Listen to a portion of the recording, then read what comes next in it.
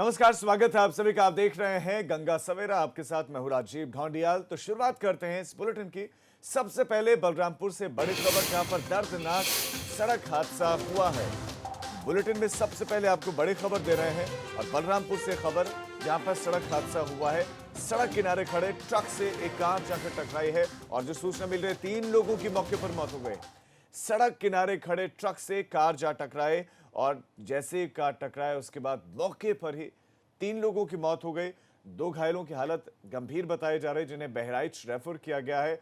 उतरौला के पटेल नगर का रहने वाला था ये परिवार। इस वक्त बड़ी खबर, तस्वीरें घटनास्थल की हम दिखा रहे हैं और हादसा कैसा रहा होगा आप तस्वीरों में अंदाजा लगा सकते हैं कि कितनी जोरदार टक्कर रही होगी। क्या आगे का गाड़ी का हिस्सा पूरी तरह से क्षतिग्रस्त है, सीट तक का हिस्सा परखच्चे उसके उड़ गए हैं। ये वो कार है, ये वो गाड़ी है जो सीधा ट्रक से जा टकरा है। ट्रक खड़ा था बताया जा रहा है और तेज रफ्तार ये कार आई और ट्रक को जो है टक्कर मार दी, पीछे से टक्कर लगी और ऐसे में 3 लोगों की मौके पर ही मौत हो गई। चूंकि सड़क के किनारे ट्रक खड़ा था, ऐसे में बताया जा रहा है कि ये जो स्कॉर्पियो गाड़ी थी ये तेज रफ्तार में थी और इतनी तेज रफ्तार थी कि ड्राइवर काबू में नहीं रख पाया गाड़ी को और सीधे सड़क के बिल्कुल किनारे खड़े ट्रक से ये गाड़ी जा टकराए। हादसे में 3 लोगों की मौत हुई। ये खबर हम आपको बता रहे हैं और एक्सक्लूसिव तस्वीरें भी दिखा रहे हैं। एबीपी गंगा पर आप इन एक्सक्लूसिव तस्वीरों को देख रहे हैं। यह हादसा एक बार फिर से आपको बता दें बलरामपुर में हुआ है और देर रात हुए इस हादसे में 3 लोगों की मौत हो गई। 2 लोग अभी ऐसे हैं जो घायल हैं, जिन्हें अस्पताल में भर्ती करवाया गया है।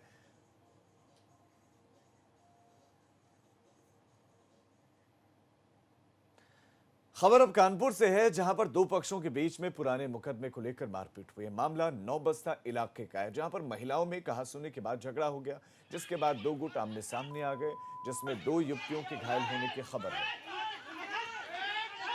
तो 2 गुटों में महासंग्राम हुआ। नौबस्ता इलाके का मामला है, तस्वीरें हम आपके सामने रख रहे हैं। ये कानपुर की खबर है।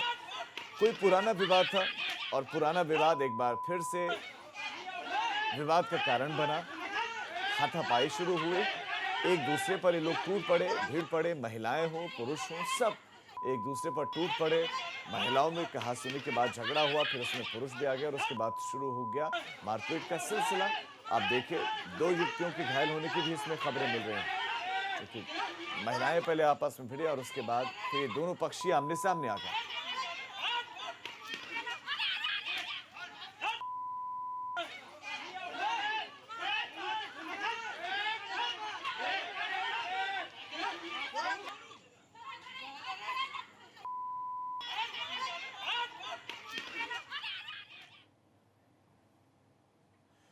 खबर अब गाजियाबाद से, जहां पर थाना कोतवाली इलाके में 2 गुटों के बीच में पथराव की खबर आई है। यहां पर विवाद इतना बढ़ा कि पुलिस को मौके पर पहुंचना पड़ा। तो ये 2 पक्षों में यहां पर भी पथराव हुआ है। गाजियाबाद की खबर है। इससे पहले हमने आपको कानपुर की घटना बताई थी और अब गाजियाबाद के आप ये तस्वीरें देख रहे हैं। कोतवाली इलाके में, थाना कोतवाली इलाके में 2 गुट आपस में भिड़े। यहाँ पर 2 गुटों के बीच में पथराव हुआ, हिंसक झड़प हुई और यहाँ पर भी पुराना कोई विवाद बताया जा रहा है और विवाद यहाँ पर इतना बढ़ गया कि स्थिति को काबू में करने के लिए, नियंत्रित करने के लिए पुलिस को आना पड़ा। पुलिस को स्थितियों को काबू में करना पड़ा।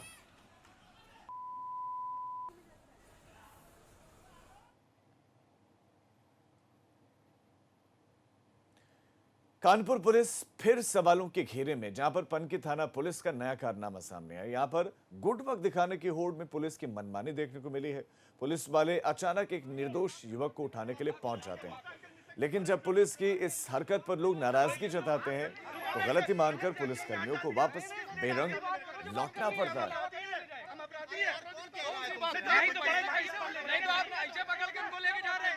तो गुड वक्त की होड़ में आखिर ये गलती क्यों?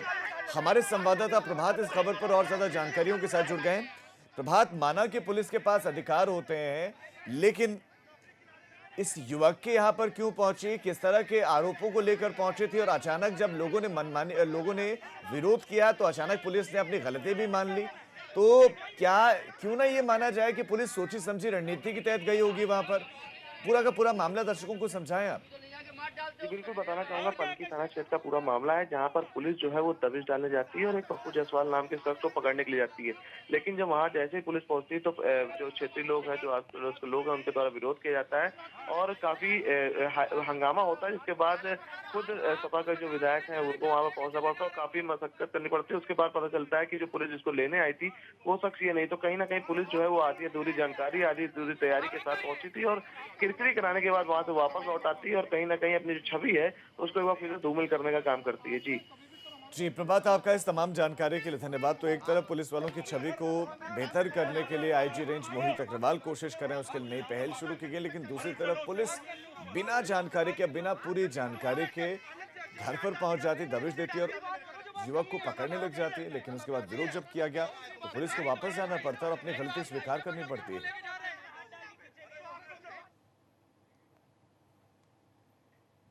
अब आपको दिखाते हैं एक दिलचस्प तस्वीर जो सीतापुर से आए हैं।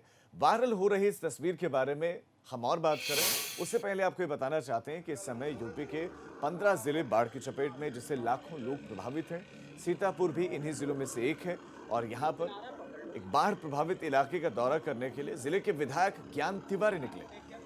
ज्ञान तिवारी को रेवसा ब्लॉक के अंधपुर गांव का दौरा करना था, जिसके लिए उन्हें पीएसी की नाव पर बिठाया गया, लेकिन नाव बीच पानी में बालू के टीले पर फंस गई, जिसके बाद विधायक ने बिना वक्त गवाए हनुमान चालीसा का पाठ करना शुरू कर दिया। नाव में आई इस खराबी ने लंबा वक्त लगा दिया, जिसकी वजह से विधायक हनुमान चालीसा का पाठ करते रहे। हालांकि बाद में नाव को दुरुस्त कर मंजिल तक पहुंचाया गया।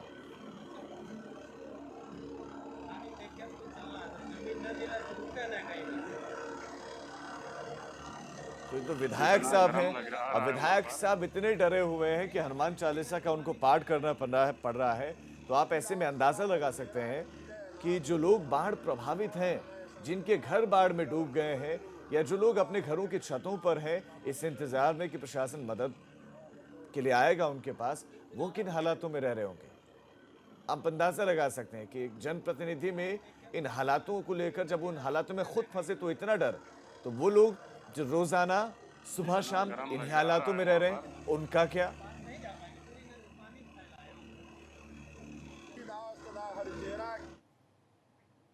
अब आपको बाढ़ की एक और तस्वीर दिखाते हैं। श्रावस्ती में राप्ती नदी का रौद्र रूप देखने को मिला। जिले में भारी कटान से गांव में पानी घुसने लगा।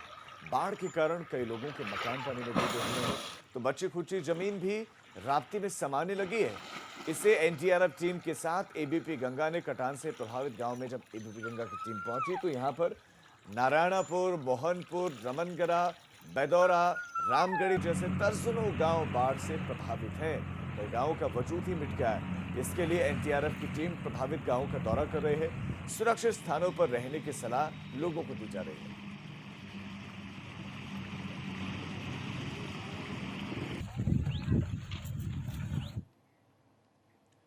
उत्तर प्रदेश के कई जिलों के लोग बाढ़ से बेहाल हैं। उनकी जिंदगी खतरे में है। बाढ़ के पानी ने मानो घरों से लेकर खेतों तक पर अपना कब्जा जमा लिया है। बाढ़ ने सब कुछ बर्बाद करके रख दिया है। बाढ़ग्रस्त लोगों को अब मदद की दरकार है।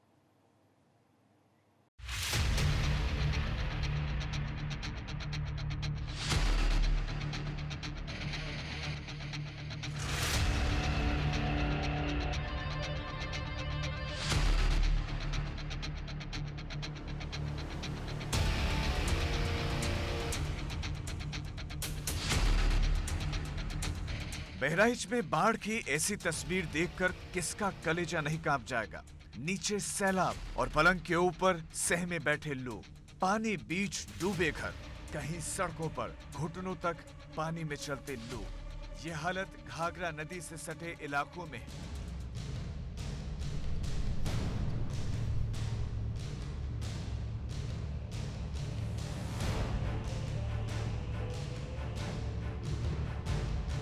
दरअसल नेपाल ने बारिश के पानी को अपने डैम से छोड़ दिया, जिसकी वजह से तराई इलाकों में हालत बहुत गंभीर हो गई। जिले के मेहसी, चरवल, कैसरगंज, मेहीपुरवा तहसील के करीब 80 गांव की तस्वीर कमोबेश ऐसी ही है।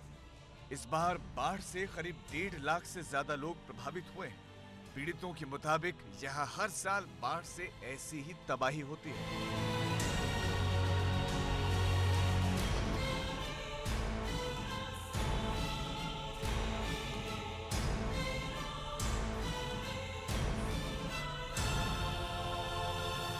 ये चाहते हैं कि सरकार बाढ़ आने से पूर्व इसकी उचित व्यवस्था करवाए और यहाँ पर बड़े पुल और पुलियों का निर्माण करवाना चाहिए। सड़कों का जो है वो ऊंची होनी चाहिए। सड़कें ऊंची ना होने के कारण बाउंड्री में जल स्तर बहुत ज़्यादा बढ़ जाता है और ग्रामीण वासियों को काफ़ी दिक्कत का सामना करना पड़ता है।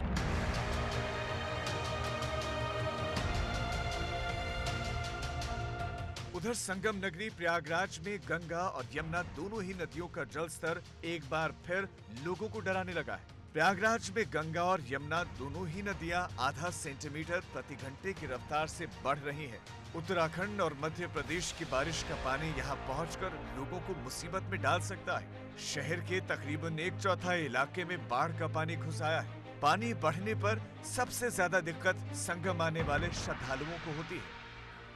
पानी तो रफ्तार तो बढ़ा हुआ है। ये है कि हफ्ता 10 दिन के अंदर में पानी ऊपर आ जाएगा। धीरे धीरे जो है कटान पानी का कट रहा है, रेत पानी ऊपर चला आ रहा है। ये है कि 2-4-10 दिन के अंदर में ऊपर पानी आ जाएगा।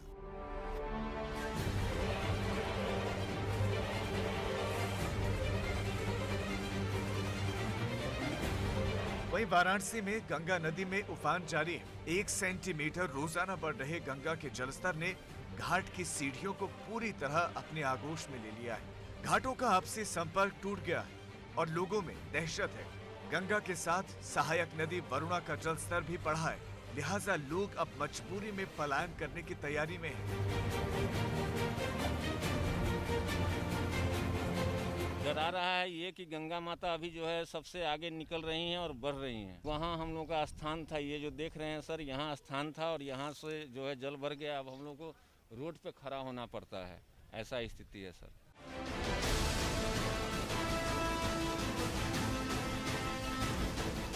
बाढ़ से पलायन का खतरा बाराबंकी जिले में भी है। यहाँ सरयू नदी का कहर लगातार जारी है, जिसके चलते बाढ़ पीड़ित अपना घर बार छोड़कर सुरक्षित स्थानों पर पलायन कर रहे हैं। हमारी टीम तहसील रामनगर के तपे सिपाह गांव पहुंची, जहां चारों तरफ केवल पानी ही पानी नजर आ रहा था। गांव का हाल जानने के लिए पानी में उतरकर टीम गांव तक पहुंची, जहां के हालात किसी के भी होश उड़ा सकते हैं। गांव में बाढ़ का पानी लोगों के घरों के अंदर घुस गया। सारी फसलें नदी में समा गए। लोगों के पास खाने का संकट गहरा गया है।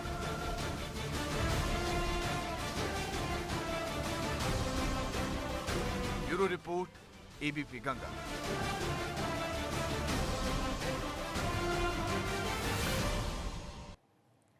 9 अगस्त को लखनऊ के आशियाना इलाके में हुए पुलिस तिवारी एनकाउंटर पर सवाल खड़े हो गए। पुलिस तिवारी के परिवार ने तमाम सबूतों के साथ पुलिस के इस एनकाउंटर को फर्जी करार दिया है। पुलिस तिवारी के परिवार ने आरोप लगाया कि 9 अगस्त को पुलिस के उसके गाजीपुर स्थित घर से उठाया गया था। देर रात तक परिवार उसकी तलाश करता रहा। आशियाना से लेकर कृष्णानगर थाने में पुलिस के चक्कर काटे गए। पुलिस कमिश्नर लखनऊ सुरजीत पांडे को फोन कर पूरी घटना की जानकारी भी दी गई, लेकिन सुबह पता चला कि पुलिस तिवारी का एनकाउंटर हो गया है।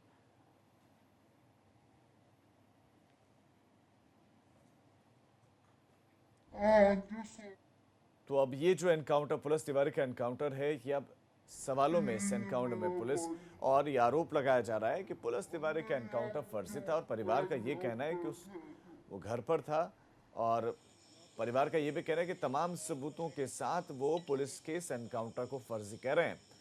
9 अगस्त को पुलिस को उसके गाजीपुर वाले घर से उठाया गया था। वो ये कह रहे हैं कि घर से उठाकर ले जाकर उसका एनकाउंटर कर दिया गया।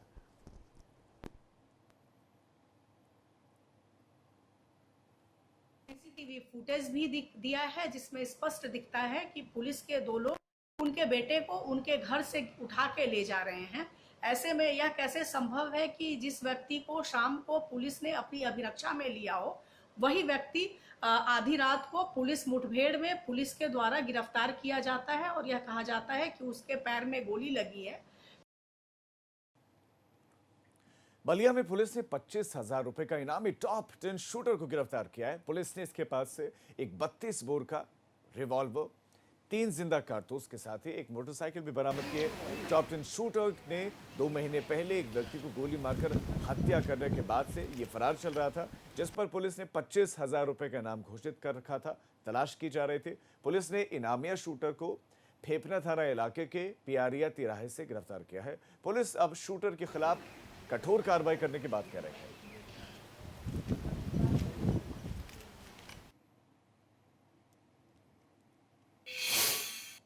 इसकी गिरफ्तारी हेतु निरंतर प्रयास किए जा रहे थे तथा गिरफ्तारी हेतु 25,000 रुपये का पुरस्कार भी घोषित। फेफना पुलिस द्वारा बीती रात एरिया तिराहा से इसे गिरफ्तार किया गया।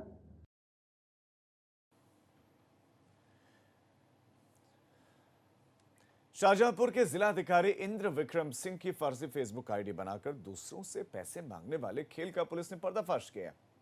काफी दिनों से शिकायत मिल रही थी कि लॉकडाउन के बाद उत्तर प्रदेश के कई जिलाधिकारियों की फर्जी फेसबुक आईडी बनाकर लोगों से पैसे मांगे जा रहे थे। पुलिस के साइबर क्राइम ब्रांच ने इस पर एक्शन लेते हुए इस आईडी को ट्रेस किया तो ये आईडी ओडिशा के किसी व्यक्ति ने फर्जी ढंग से बना रखी थी।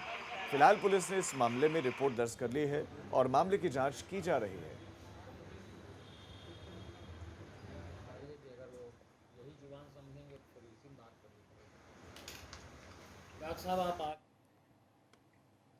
भदोही के बाहुबली विधायक विजय मिश्रा की जेल एक बार फिर से बदल दी गई है। बाहुबली विधायक को अब प्रयागराज की नैनी सेंट्रल जेल से चित्रकूट जेल शिफ्ट कर दिया गया है। प्रयागराज एसएसपी ने डीएम को पत्र लिखा है। प्रशासन ने आशंका जताई है कि जेल से अपने रसूख का विजय मिश्रा इस्तेमाल कर सकता है, लिहाजा जेल शिफ्ट कर दी गई है। पहले नैनी जेल में शिफ्ट किया गया था, लेकिन अब चित्रकूट जेल शिफ्ट किया जा रहा है विजय मिश्रा को। तो कड़े सुरक्षा इंतजामों के साथ अब चित्रकूट शिफ्ट किया जाएगा विजय मिश्रा को, जो बाहुबली विधायक है। और जेल बदलने के पीछे का कारण है कि प्रयागराज में रहते हुए वो अपने रसूख का, अपनी ताकत का, अपने समर्थकों का इस्तेमाल कर सकते हैं। तो ऐसे में इसी के मद्देनजर उनको चित्रकूट की जेल में शिफ्ट किया जाएगा।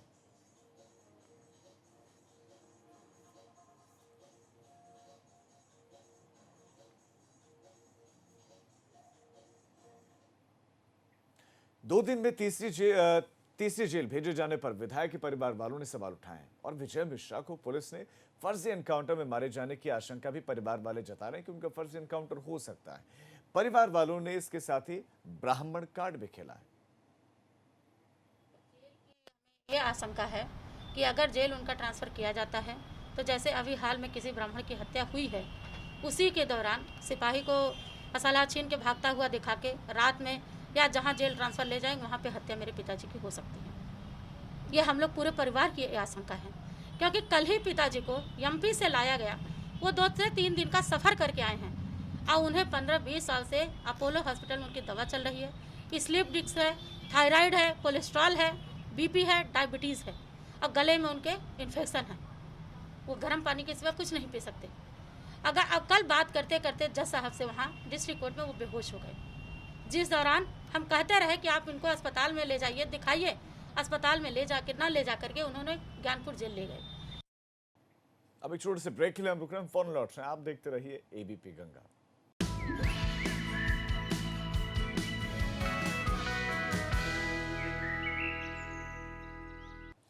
ब्रेक के बाद आप सभी का स्वागत है और अब बात करेंगे कोरोना की। यूपी में तेजी से कोरोना का संक्रमण फैल रहा है। संतकबीरनगर में सांसद प्रवीण कोरोना पॉजिटिव मिले। इस वक्त एक बड़ी खबर ये दे रहे हैं आपको।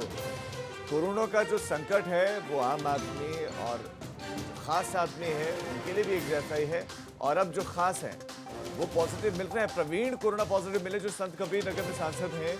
सांसद प्रवीण निषाद के पिता छोटे भाई भी पॉजिटिव मिले। पीलीभीत में विधायक समेत 5 लोग पॉजिटिव मिले।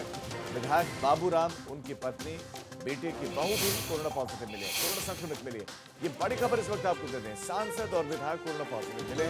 पहले ही उत्तर प्रदेश की अगर हम बात करें तो 2 कैबिनेट मिनिस्टर चेतन चौहान और कमल रानी वरुण, उनकी कोरोना के चलते निधन हो चुका है। तो अब संतकबीरनगर में सांसद प्रवीण निषाद कोरोना के संक्रमित मिले हैं, कोरोना पॉजिटिव मिले हैं। और सिर्फ सांसद प्रवीण निषाद ही नहीं बल्कि उनके पिता भी और छोटे भाई भी कोरोना पॉजिटिव मिले। तो दूसरी तरफ पीलीभीत की अगर हम बात कर लेते हैं तो पीलीभीत में विधायक समेत 5 लोग पॉजिटिव मिले हैं। विधायक बाबूराम, उनकी पत्नी, उनके बेटे की बहू भी कोरोना पॉजिटिव मिले।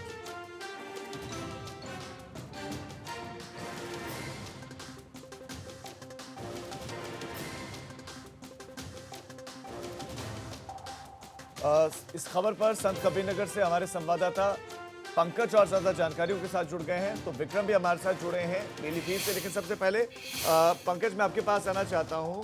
सांसद का कोरोना का पॉजिटिव मिलना अपने आप में चिंताजनक बात है, लेकिन अभी वो कहां पर हैं?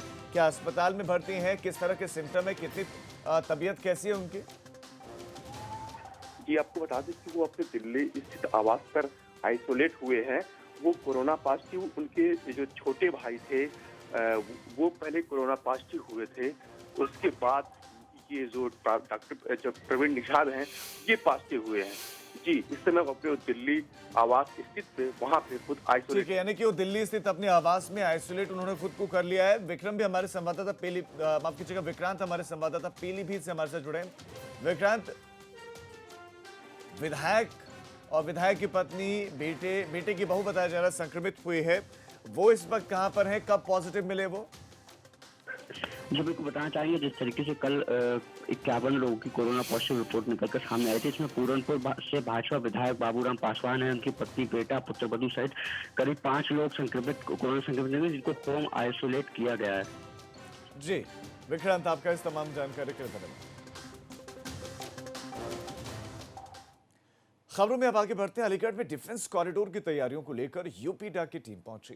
सीईओ अविनाश अवस्थी की अगुवाई में टीम ने खैर रोड पर अंडला में प्रस्तावित जमीन का मुआयना भी किया। सरकार नींव रखने से पहले यहां पर सड़क, बिजली के लिए सब स्टेशन बनाने की तैयारी में, और इस दौरे के बाद ही पूरा का पूरा ड्राफ्ट तैयार होगा। अवस्थी ने जिला स्तरीय अफसरों के साथ बैठक भी की। केंद्र सरकार अलीगढ़ समेत यूपी के 6 जिलों में डिफेंस कॉरिडोर विकसित कर रही है।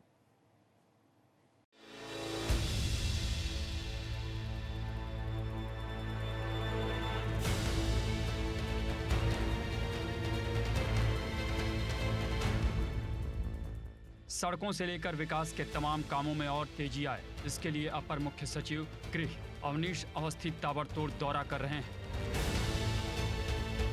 अवनीश यूपीडा यानी उत्तर प्रदेश एक्सप्रेसवेज औद्योगिक विकास प्राधिकरण के मुख्य कार्यपालक अधिकारी भी हैं। इस दौरान वो अलीगढ़ में बनने वाले डिफेंस कॉरिडोर की तैयारियों का जायजा लेने पहुंचे थे। उन्होंने खैर रोड स्थित अंडला में प्रस्तावित जमीन का मौका मुआयना कर वहीं एक मीटिंग भी की। अवनीश ने कहा कि इस कॉरिडोर के बनने से अलीगढ़ ही नहीं, आसपास का भी विकास होगा। फिलहाल इसमें 400 करोड़ का निवेश होगा और लोगों को रोजगार भी मिलेगा। अब एनसीआर से एरिया जुड़ा हुआ है तो इसमें पोटेंशियल बहुत है, तो दिल्ली और एनसीआर के लोग इस तरफ आने के लिए काफ़ी आकर्षित हुए हैं। जो इन्वेस्टमेंट है एमएसएमई का वो 400 करोड़ का करीब आ गया है, लेकिन विदेशी निवेश जब आएगा तब हम देखेंगे। इस दौरान तमाम अधिकारियों के अलावा अलीगढ़ के सांसद सतीश गौतम भी मौजूद रहे। उन्होंने कहा कि इससे पूरे क्षेत्र का विकास होगा। यहाँ बहुत अच्छा डिफेंस कॉरिडोर बहुत जल्दी बनने जा रहा है। उसको लेके आया क्योंकि मुख्यमंत्री जी को उद्घाटन करना है, इसलिए उससे पहले निरीक्षण करने ज़मीन कितनी अलॉट हो गई, किसानों को कोई परेशानी तो नहीं है, किसानों को पैसा मिला नहीं मिला, उसकी जानकारी लेने के लिए आए। इससे पहले 9 अगस्त को अवनीश अवस्थी ने आजमगढ़ में पूर्वांचल एक्सप्रेसवे के कामों का भी जायजा लिया था। यानी यूपी में विकास का काम युद्ध स्तर पर हो, इसके लिए शासन और प्रशासन ने अब कमर कस ली है। Bureau report, ABP Ganga.